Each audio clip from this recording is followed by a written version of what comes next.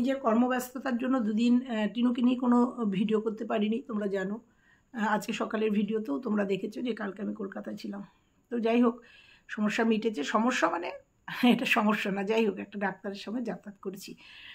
তো আজকে শরীরটা একদম ভালো নেই, দেখে বুঝতে পারছো, কারণ বিকেল 5টায় ভিডিও যায়নি মানে করতেই পারিনি। কিন্তু তারপরে এখন বসে ভিডিওটা করতে নিলাম, কারণ টিনুর কালকের ভিডিওটা আজকের ভিডিওটা দেখে, দুটো ভিডিও দেখে একটা ভিডিও করব। কারণ বলবো কিছু কথা, কারণ অনেক কিছুই তোমাদের সামনে তুলে দিয়েছি তথ্য।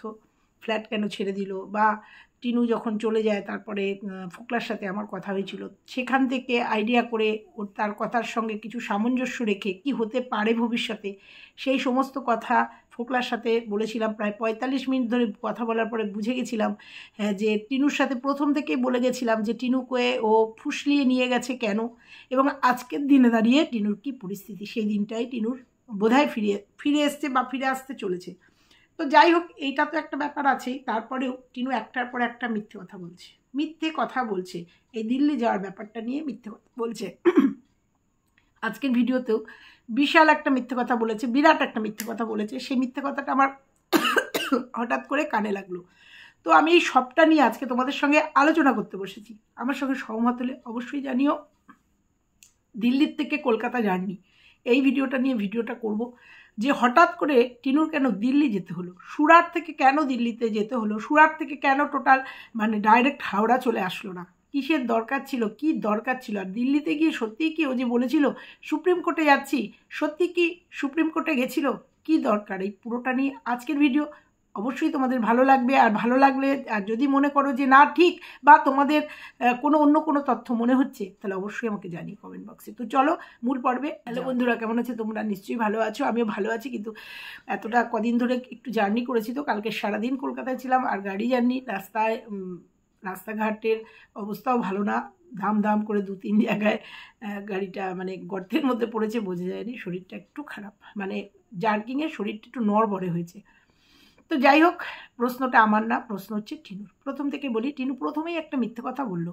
আজকের ভিডিওটা দিয়ে বলি, তারপরে বলছি কালকের ভিডিওটা। আজকের ভিডিওতে ও বাড়ি পৌঁছে গেছে, কারণ ওর 11 আর 12 তারিখে ওর কোর্টের ব্যাপার আছে, মানে বসিরহাট কোর্টের একটা ডেট আছে।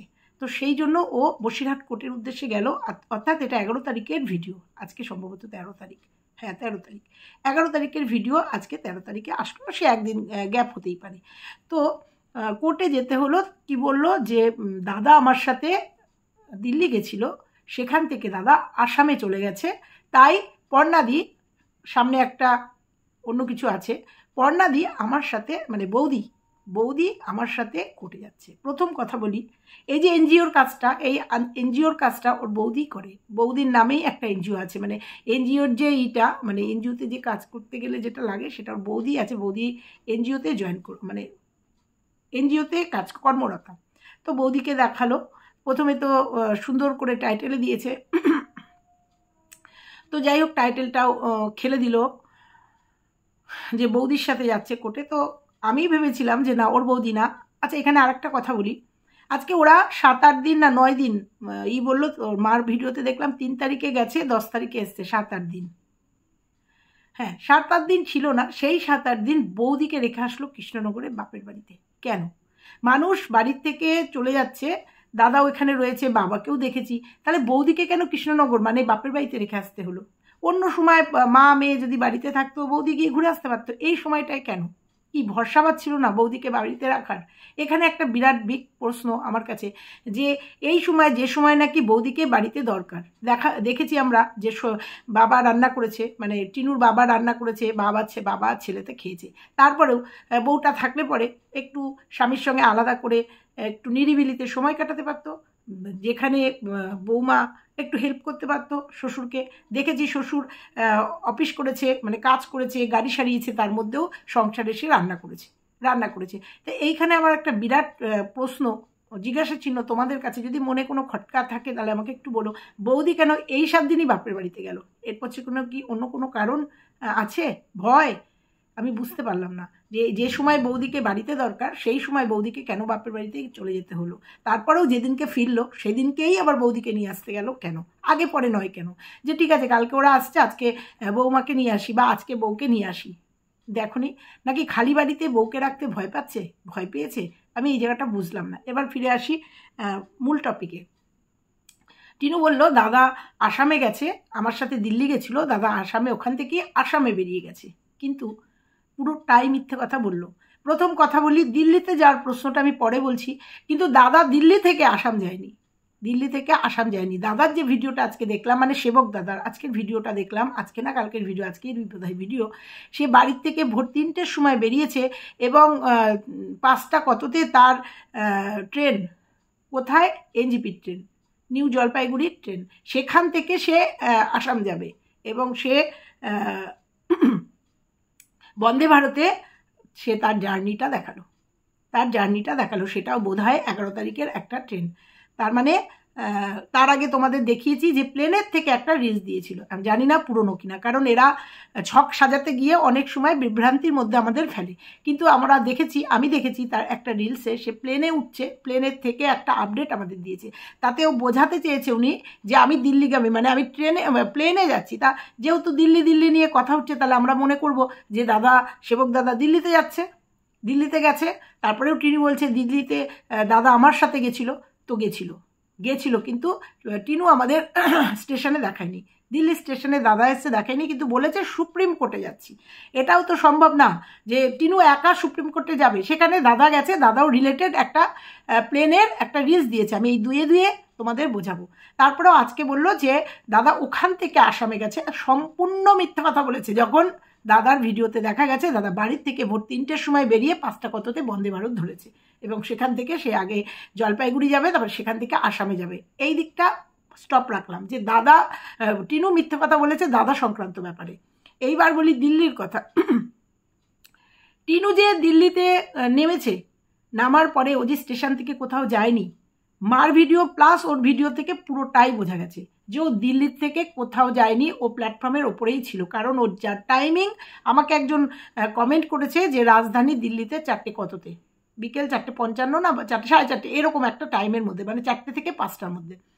যদি ও বলেছিল বোধহয় 7টায়, যাই হোক, না এটা বোধহয় সুরাট থেকে, যাই হোক 5টার মধ্যে, 4টে থেকে 5টার মধ্যে ওরা নেমেছে। নেমে ওদের খাওয়া দাওয়া, স্নান, তারপরে হচ্ছে নাইটে ট্রেনে এসছে, সেই রেস্ট নেওয়া, এই সব মিলিয়ে ওরা যদি হাইকোর্টে, মানে সুপ্রিম কোর্টে যায়, সুপ্রিম কোর্টে গেলে একটা মিনিমাম সময় লাগে। আর দিল্লির মতো জায়গা, আমি দিল্লিতে গেছি, আমি জানি দিল্লির কর্মব্যস্ততা, ব্যস্ত রাস্তাঘাট, তবুও যদি ওয়ান ওয়ে রাস্তা হলেও দিল্লিতে হাইকোর্টে গিয়ে হাইকোর্ট থেকে কাজ করে ফেরা, সুপ্রিম কোর্টে গিয়ে সুপ্রিম কোর্ট থেকে কাজ করে ফিরে ট্রেন ধরা, এটা অসম্ভব ব্যাপার। এবং টিনুর টাইমিং বা টিনুর সমস্তটা দেখে মনে হয়েছে ও দিল্লি স্টেশন থেকে কোথাও বেরোয়নি। ও একটা এসি রিটার্নিং রুম নিয়েছে, সেই রুমেই থেকেছে এবং বারবার দেখেছি ওর মার পোশাক চেঞ্জ। তাহলে টিনু কেন গেল দিল্লিতে? প্রশ্নটা আমার এখানে, যে সুরাট থেকে টিনুকে ট্রেন জার্নি করে দিল্লিতে কেন যেতে হলো, এই প্রশ্নটা তো তোমাদেরও। আবার দাদাকেও প্লেনে দেখেছি, মানে সেবক দাদাকেও কেন দিল্লিতে যেতে হলো, যদি ধরে নিই, কারণ ওই প্লেনের যদি ওই জার্নিটা ঠিক হয়, আর টিনুর আজকের যে কথাটা যে আমার সঙ্গে দিল্লিতে দাদা ছিল, দাদা ওখান থেকে আসামে গেছে, এখানেও মিথ্যে কথা বলেছে, যাই হোক, যদি এটা ঠিক হয় তাহলে টিনুকে কেন দিল্লি যেতে হলো, প্রশ্নটা এখানে, তাই তো? এই প্রশ্নটা আমি মেলাতে পারছিলাম না যে কেন।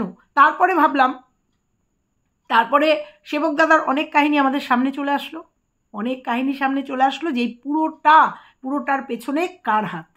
কেন টিনু সেবক দাদাকে পুরো কেসটা দেয়নি, সেটা প্রথমেই বলেছিল দূরের থেকে আমাকে কেউ হেল্প করছে, সেই জন্য আমি এটা দিতে পারবো না, শুধু বাচ্চার কেসটা আপনার কাছে থাকবে। আর এই নিয়েই দাদার সাথে একটা বাগবিতণ্ডা ছিল এবং দাদা কেস থেকে সরে গেছিল আমাদের সামনে। তারপরেও যাই হোক, তারপরে কালকে না পরশু দিনের একটা কলে আমরা জানতে পারলাম যে পুরোটার পেছনে, যদিও আমরা পুরোটা জানতাম সেটা আন্দাজ বশীভূত হয়ে জানতাম যে পুরোটাই পেছন থেকে কে করছে। দেখো মানুষের হিংসা কোথায় গিয়ে দাঁড়ায়, বুঝতে পেরেছো?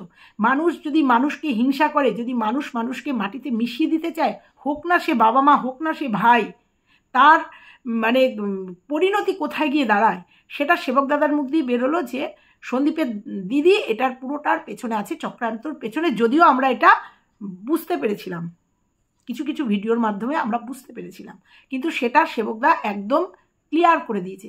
তাহলে যারা বলতো যে এই 3 মাস বয়সে বাচ্চাটাকে মানে মেয়ের সন্তান জন্য তাকে ত্যাগ করেছিল, আজকে তারা কি বলবে?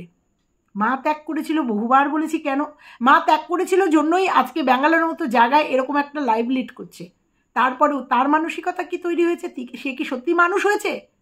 সে কি সত্যি আদর্শ মানুষ হয়েছে? আমি আবার বলছি, আমার ভীষণ ভালো একজন ব্লগারের মধ্যে ছিল এবং আমি মানে ব্লাইন্ড ফ্যান ছিলাম, আমি এর ভিডিওগুলো দেখতাম। কিন্তু যেদিন থেকে দেখেছি এরকম ওই হোস্টকে গিয়ে যেদিন দেখেছি মায়ের সম্বন্ধে এসব কথা বলেছে, তারপর থেকে ভিডিও দেখলেও কিন্তু সেই প্রিয় আমার ব্লগার ছিল না, সেখান থেকে অনেকটাই নিচে নেমে গেছে। আর আজকের দিনে তো একদমই আমার কাছে একদম মাটিতে মিশে গেছে। যে সন্তান তার মা বাবা ভাইয়ের ক্ষতি চায়, যে সন্তান তার ভাইয়ের জীবনটাকে এইভাবে নষ্ট করে দেয়, ইচ্ছাকৃত করছে, এটা রিভেঞ্জ নেওয়ার জন্য করছে। কারণ ও চায় আমি সবার মাথার উপরে থাকবো, আমার উপর দিয়ে কেউ যাবে না।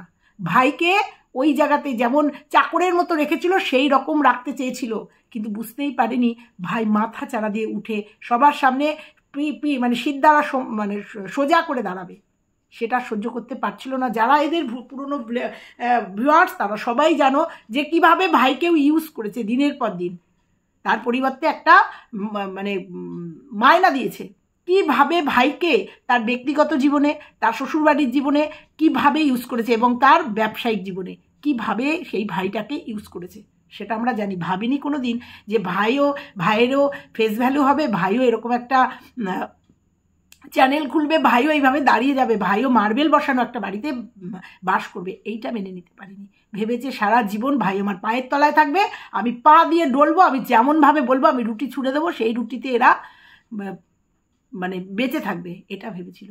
তাহলে কেমন তারা আজকে কি বলবে? যারা নাকি বলেছিল তার মা ত্যাগ করে দিয়েছে, আজকে যখন এটা সামনে চলে এসছে যে এই দিদি দূর থেকে ভাই এবং মা বাবার ক্ষতি চাইছে, তাহলে তারা আজকে কি বলবে? মা বাবা নয় খারাপ, মা নয় খারাপ, তাহলে মেয়ে কি শিক্ষায় শিক্ষিত হয়েছে? তাহলে তোমরা বুঝতে পারছো যে মেয়ে যেখানে বড় হয়েছে তাদের মানসিকতা ভালো না। তোমাদের অনেক আগেই বলেছিলাম মা মেয়ের দূরত্ব কি করে এটা বেড়ে গেল, তার জন্য তার যার কাছে সে বড় হয়েছে সে আছে, আর একজন আছে, সেটা সবাই জানে যে তার মাসিমণি এই বিষ ঢেলে এই মা মেয়ের সম্পর্কের মধ্যে, মা মেয়ে আর দিদি ভাইয়ের মধ্যে বিষ ঢেলে দিয়েছে নিজেরা একে ইউজ করার জন্য। এবং সেই বিষের প্রতিক্রিয়া হচ্ছে এইটা যে ভাইয়ের জীবনটাকে কিভাবে নষ্ট করব। ভাইয়ের জীবন নষ্ট করতে পারলেই মা বাবার জীবন নষ্ট হবে, কারণ ছেলে মেয়ে যদি খারাপ থাকে তাহলে বাবা মার মন খারাপ থাকে, বাবা মাও ভালো থাকতে পারে না। যেহেতু মেয়ে ভালো আছে, মা একদম সুখী যে আমার মেয়ে যাই হোক না কেন, ছোটোবেলায় যাই করেছি কিনা তার ভালোর জন্যই করেছি, সে ভালো আছে। কিন্তু ছেলের জীবন যখন এরকম উলট পালট হয়ে যাবে, মা বাবা ভালো থাকতে পারবে না। তো সেইটাই রিভেঞ্জ নেওয়ার জন্য সেটা সেবক দাদার মুখ দিয়ে আমরা কল রেকর্ড শুনে নিয়েছি যে এটার পেছনে কে রয়েছে। আর দেখো কতটা বলদ হলে, হ্যাঁ বলদই বলবো টিনুকে, যে বুঝতে পারছে না যে ওদের জীবনটাকে নষ্ট করার জন্য ওদেরই লোক এই যে ননদ বলছে, কোন সোর্সে ননদ বলেছে যে স্বামীর সঙ্গে সম্পর্কই রাখবো না, অথচ তার দিদিকে ব্যবহার করব। তাই তো, তোমার শত্রু আমার শত্রু, আমার মিত্র, ঘটনাটা এই হয়েছে। আর এইটা ইউজ করেছে হচ্ছে ওই রুমালি, যেহেতু দেখেছে যে টিনু একটা ভুল পদক্ষেপ নিয়েছে, টিনু একটা ভুল করে ফেলেছে, সেখানে ধোঁয়া দিয়েছে এবং সেখানে সাপোর্ট দিয়ে আজকে ওর সংসারটাকে ভেঙে দিয়েছে। হ্যাঁ, টিনু একটা চরম ভুল করেছে, কিন্তু দিদি হয়ে, আর টিনু এই দিদিকে ভয়ও পায়, সম্মানও করে এবং কথাও মানে, সেটা তোমরা বুঝতে পারছো, কারণ দূর থেকে এর হাতেই পুরোটা রয়েছে। আর সেই সুযোগটা নিয়ে নিয়েছে। এই দিদি যদি মনে করতো ধমকের সুরে ভাই আর ভাই বইয়ের সম্পর্কটাকে বসিয়ে দেবো, বা টিনুকে ধমক দিয়ে বলতো বাড়ি ফিরে যা হয়েছে, ভাই যদি কিছু করে থাকে বা তুই যদি কিছু করে থাকিস সেটা, কারণ আমরা দেখেছি যে সন্দীপ অনেক চেষ্টা করেছে সংসারটাকে জোড়া নেওয়ার জন্য, অন্তত সন্তানটার জন্য, করেনি এই দিদি, উল্টে একে সাপোর্ট দিয়েছে যে তুই লড়ে যা, আমি তোর পেছনে আছি। কারণ ইনডাইরেক্ট কিষাণুকে ভালোবাসেনি।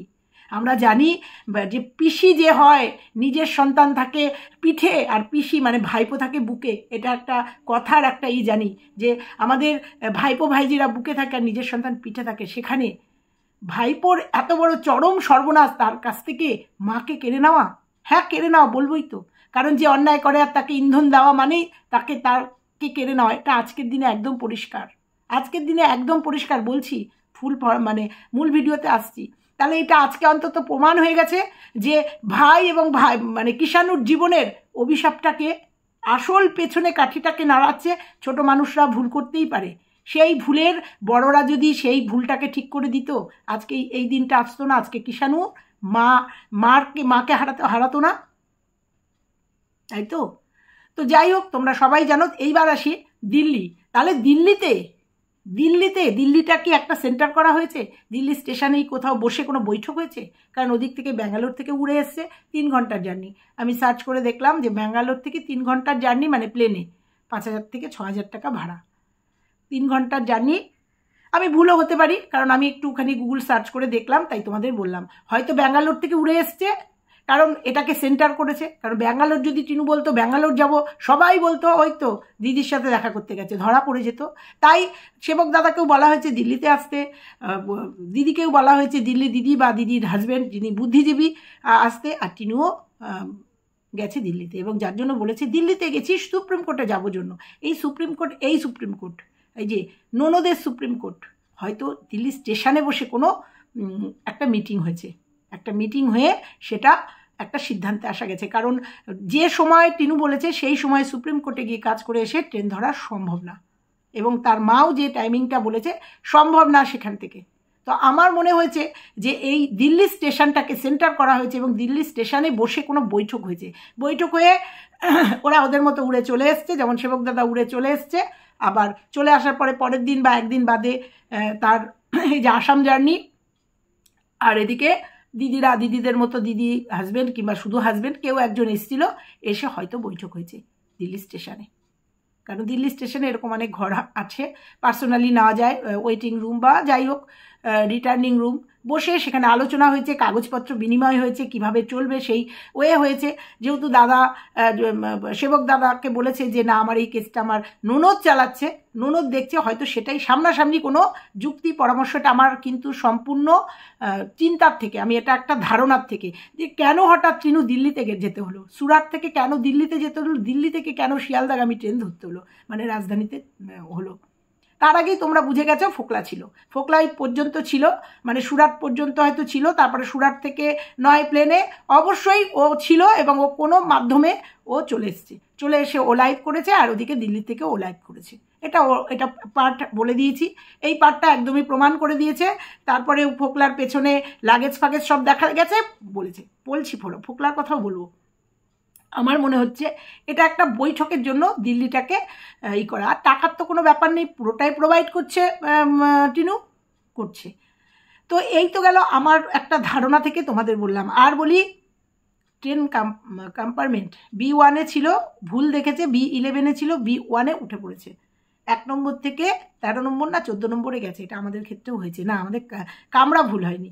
আমরা যখন দিল্লিতে পৌঁছেছি আমাদের কাছে 18টা লাগেজ ছিল, আমরা অনেকে ছিলাম, আমরা উত্তরাখণ্ড থেকে ফিরছিলাম। আমাদের গিয়ে দেখি 17 নম্বরে আমাদের ট্রেনের টাইম একদম 10 মিনিট আর হাতে ছিল। আমরা দিল্লি স্টেশনের একদম পাশেই একটা হোটেলে ছিলাম, কেনা কাটা ঘোরা আর আমাদের কমছিল না, যে আমাদের দৌড়াতে এসে ট্রেনটা 10 মিনিট ছিল আমাদের 1 নম্বর প্ল্যাটফর্ম থেকে 17 নম্বর প্ল্যাটফর্মে গেছে। তখন আমাদের কুলি নেওয়ার সময় হয়নি, আমরা নিজেরা এই 28টা লাগেজ ছিল আমাদের কাছে। এবং আমার মেয়ে তখন খুব ছোট বলতে বিয়ে ফার্স্ট ইয়ার পরে, মানে বিয়ে হয়নি, সরি, বিয়ে ফার্স্ট ইয়ার। সবাই মাথায় ঘাড়ে এই লাগেজ নিয়ে আমরা 1 নম্বর থেকে 17 নম্বরে গেছি, এবং আমরা যখন পৌঁছেছি অলরেডি তখন ট্রেন ছাড়ার সময় হয়ে গেছে। তারপর আমরা ট্রেনে উঠে যাই এবং ভেতর দিয়ে আমাদের গন্তব্যে পৌঁছে। কিন্তু আমার প্রশ্নটা তা না, আমরা যখন টিকিট পাই তখন কিন্তু টিকিট পাওয়ার সাথে সাথে আমরা দেখি যে কোচ নম্বর কত, সিট নম্বর কত। সেখানে টিনু এত বড় একটা ভুল করে ফেললো যে B11কে B1 দেখলো, নাকি যে B1-এ উঠে বসে টসে রয়েছে, তারপরে যারা প্যাসেঞ্জার তারা এসে বলেছে এটা আমার সিট, তারপরে হয়তো দেখেছে। এইটা হচ্ছে অশিক্ষা বলবো, এটা হচ্ছে না ট্রাভেল করার হচ্ছে একটা দোষ। উঠে বসে, দাদা ছিল তো সঙ্গে, পিস্তু তো দাদা, সেও দেখেনি টিকিটটা, যে বোন দেখি তোর টিকিটটা, তোর কত নম্বর প্ল্যাটফর্ম। এই যে দাদারও এখানে একটা ভূমিকা বোধহয় আছে, দাদাকেও কি ডেকে নিয়েছে। তো যাই হোক, এটা ক্রমশ প্রকাশ্য, অবশ্যই সবটা যখন আমাদের সামনে আসছে এটাও আসবে। যেমন ফ্ল্যাট ছেড়ে দিয়েছে, তোমরা আজকের ভিডিওতে একদম ক্লিয়ার বুঝে গেছো যে ফ্ল্যাট থেকে দাদা সব নিয়ে এসছে, আর ফ্ল্যাটের জিনিস সব নিয়ে এসছে। সেটা যেমন দেখে গেছো, কিন্তু জেনেছো ফ্ল্যাট কেন ছেড়েছে এখনও কিন্তু আমাদের সামনে আসেনি। কিন্তু আমি কিন্তু তোমাদের বলে দিয়েছি যে ফ্ল্যাট কেন ছেড়েছে, দুটো কারণ তোমাদের বলে দিয়েছি। অবশ্যই সেই দুটো কারণ আসবে, দুটো কারণ আসবে, তোমরা জানতে পারবে। তো দিল্লির এইটা আমার কাছে এরকম একটা মনে হলো যে দিল্লিটাকে একটা কাউন্টার করা হয়েছে, মানে সেন্টার করা হয়েছে, এবং সেখানেই একটা আলোচনা হয়েছে, এটা আমার মনে হয়েছে। এবং এই দিল্লিতে এই সেবক দাদা আর ওই যে বুদ্ধিজীবী এবং টিনু এইখানে বসে কোনো আলাপ আলোচনা হয়েছে। সব কিছু তো আর ফোনে হয় না, ফোন আলাপে হয় না, এখানে হয়েছে। হতেও পারে কোনো লয়ারও থাকতে পারে, কোনো লয়ার থেকে সেই সমস্ত আলোচনাটা করা হয়েছে, এটা আমার মনে হয়। তো এই তো গেল দিল্লিরই। এবার বলি ফোকলা। ফোকলা যে ভালো না, ডে ওয়ান থেকে বলেছিলাম যে ফোকলা ভালো না। ওকে ইউজ করার জন্য ওর যে মুহূর্তে শুনেছে তো লাখ টাকা ইনকাম, সেই থেকে এখনো পর্যন্ত টিনুকে ইউজ করে যাচ্ছে, এখনো পর্যন্ত টিনুকে ইউজ করে যাচ্ছে, এবং আগামী দিনেও করবে। আর টিনুর ওখান থেকে পালাবার পথ নেই, কারণ ফোকলা যা জিনিস। আর ফোকলা আমাকে বলেছিল সন্দীপ কী করবে, ওর কাছে শুধু কিছু ভয়েস রেকর্ড আছে, ও জানে, এবং সেই জন্য ও হয়তো কিছু ভিডিও করে রেখেছে। ভিডিও করে, এটা আজকের দিনে হয়, ভালোবাসা থাকলে এগুলো হয় না, হয়তো সেই জন্যই বেরোতে পারছে না। আর ফোকলাও যে টিনুকে ব্যবহার করে তার ঘরে মার্বেল বসিয়েছে, সেটা আমরা ফোকলার ভিডিওতেই দেখে নিয়েছি যে আগের কেমন ছিল, কেন কিছু কিছু ভিডিওতে আমাদের কাছে চলে এসেছিল তার ঘরের ভেতরটা। তারপরেও সে আরও এরকম করে দেখিয়ে দিয়েছে যে সে এখন বিশাল ব্যাপার। তো যাই হোক, ফোকলা যে কেমন সেটা আমরা জানি, যে নাকি নিজের গায়ে সিগারেট দিয়ে ছ্যাঁকা দিতে পারে জানি। তারপরেও জানি যে আগের যে জয়শ্রী যে আগের বউ ছিল, সেই বউয়ের সঙ্গে কি ব্যবহার করেছে সেটাও কিন্তু আমাদের ভিডিওর মাধ্যমে, কলের মাধ্যমে, ভয়েস কলের মাধ্যমে উঠে এসছে, কিভাবে অত্যাচার করেছে। 6 মাস আমাকে নিজেই বলেছে, 11 মাসের বিয়ের মধ্যে 6 মাস ওদের বাড়িতে ছিল আর 6 মাস বাপের বাড়িতে। অপারেশনের সময় পর্যন্ত খোঁজ নেয়নি, কারণ সে তো আর ডিম পাড়া মুরগি ছিল না, এবং অত্যাচার করেছে, মদ খেয়ে মারধর করেছে। টিনুকে করবে না এটা মনে হয়? তো সবটাই উঠে আসছে তোমাদের সামনে, সবটাই উঠে আসবে। ফোকলাও সংসার করা ভালোবাসার সম্পর্ক, এটা না ভালোবাসা, এটা মোহের সম্পর্ক। আর এই মোহ আজ না কাল কাটবেই। সেদিন টিনু বুঝতে পারবে ওর সামনেটা একদম পুরো ফাঁকা, ওকে প্রত্যেকে ব্যবহার করছে, প্রত্যেকে, ইভেন ওর বাবা মা পর্যন্ত, দাদা বৌদি, বাবা মা এবং শ্বশুরবাড়ির সবাই, মানে এখনকার বর্তমানে যে অবৈধ শ্বশুরবাড়ি, প্রত্যেকে ওকে ইউজ করছে। সেটা তোমরা নিশ্চয়ই সবটা প্রথম থেকে তোমরা জানো। আজকে দাদা তোল্লাই দিচ্ছে, এই দাদাই মেরে ধরে তাড়িয়েছিল, এবং ফোকলা আমাকে নিজে বলেছে ও আমার হেফাজতে রয়েছে। তখন থেকেই ফোকলা ওকে বুঝেই গেছিলো ডিম পাড়া মুরগি। আর এই যে ভিডিও করা, সবটাই ফোকলা ফোর্সফুলি ওকে দিয়ে করাচ্ছে। আর তোমাদের ডে ওয়ান থেকে বলে এসেছি যে ও বাচ্চা নেবে না। এখন যদি পাবলিকের চাপে, সময়ের চাপে, ভিডিওর চাপে, ভিউজের জন্য ও যদি ছেলের জন্য কিছু করে, সম্পূর্ণ আলাদা। কিন্তু ডে ওয়ান থেকে আমি বলে এসেছিলাম, কারণ ফোকলার সাথে আমি কথা বলেছিলাম, তাতেই বুঝে গেছিলাম যে ও টিনুকে ইউজ করবে, এবং ও ফোকলাকে, ও ছেলেকে নেবে না। এবং ফোকলার যে আমার উপর একটা রাগ আছে, সেটা তোমরা ওর একটা ভয়েসে পেয়ে গেছো। আমার বাড়ি কোথায় সেইটা নিয়ে বলেছে, আমি কিন্তু অমুক জায়গাগুলো সব চিনি, সেই জায়গাটার মধ্যে আমার জায়গাটার নামও ছিল। অতএব ও যে আমার ভিডিও দেখে, এবং ও যে জানে যে অনেক সত্য আমি তুলে দিয়েছি, ওর যে আমার উপর একটা রাগ আছে, সেটাও আমি জানি। তো চলো বন্ধুরা, আজকে এইটুকুই থাকলো। ফোকলা ওকে ছিবড়ে করে ছুঁড়ে ফেলে দেবে, কিংবা এইভাবেই ওকে ইউজ করবে। টিনু নিজের ভালো এখনও বুঝতে পারছে না যে ওর পাশে কেউ নেই, সব কটা শত্রু, ওকে সবাই ইউজ করছে। ও যেদিন বুঝতে পারবে, সেদিনকার পালাবার পথ থাকবে না। কালকের সঙ্গীতা ম্যাডামের লাইভে আমি অনেক রাত্রিরে ফিরেছি, ওর ম্যাডামের লাইভটা দেখছিলাম, আর সত্যি কথাই, এটা একদম সত্যি কথা, টিনু সবার দ্বারা ব্যবহৃত হচ্ছে, এটা একদম বাস্তব কথা। আর যেদিন এটা বুঝবে, সেদিন আর কিচ্ছু থাকবে না, পুরো ফাঁকা। না, সন্দীপের সঙ্গে ওর আর মানে মিউচুয়াল বা মিল, এটা আমি চাইও না, এটা হবেও না, এটা সম্ভব না। কিন্তু আলাদাভাবে বাঁচার অধিকার আছে, আলাদাভাবে টিনু নিজের পায়ের তলায় মাটি শক্ত করে আজকের দিনে দাঁড়িয়ে একটা মেয়ে নিজের মতো করে বাঁচতে পারে। তবে না, এই ফোকলার সাথে না। এইটুকু শুধু বলে গেলাম, টিনু যেদিনকে এই কঠিন সত্যটা বুঝতে পারবে যে ওকে সবাই মিলে ওকে ইউজ করছে, এরা কেউ ওকে ভালোবাসে না, এটা ভালোবাসার জায়গা নেই। নাহলে মা বলতে পারে আজকে মেয়ের দৌলতে আমি সুরাট ঘুরলাম, এটা মেয়ের দৌলতে? এটাকে বলে আমার পরম সৌভাগ্য? এটা কোনো মা বলতে পারে এই পরিস্থিতিতে দাঁড়িয়ে? তাহলে মা পুরো ইউজ করছে, আমরা পুরোটা দেখতে পাচ্ছি। দেখতে পাচ্ছি। তো এইটুকু আজকে আমার বলার ছিল।